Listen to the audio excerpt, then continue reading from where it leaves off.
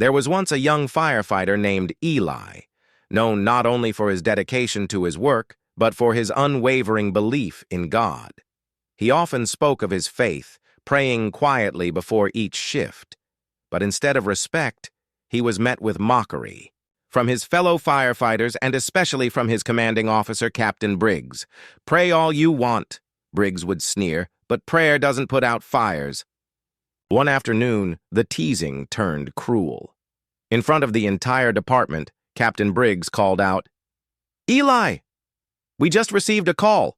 Your house is on fire, and your family is trapped inside. The nearest teams are too far to help. You're their only chance." Eli's face turned pale. "But, sir," he stammered, "I've never learned to drive the fire truck." Briggs smirked.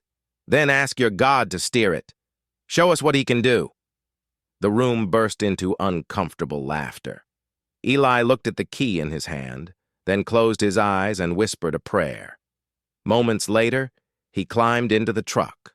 The same truck that had been out of service for years, rusted, neglected, and declared undrivable.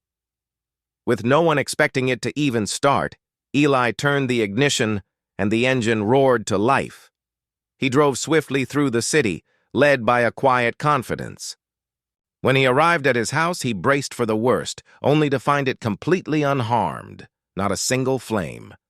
His family stood in the yard, confused but safe. Still shaken but full of awe, Eli returned to the station. This time the room was silent. Then one of the firefighters stepped forward. "We want to serve your God too." Eli blinked in disbelief. What's happening?" Captain Briggs, red-faced and humbled, stepped forward. "That truck you drove, it hasn't worked in years. We've tried everything. It was dead. What you just did wasn't possible." Eli looked down for a moment, then smiled. "God gives life even to what doesn't exist. What's impossible for us is easy for him. When faith is real, miracles don't need engines.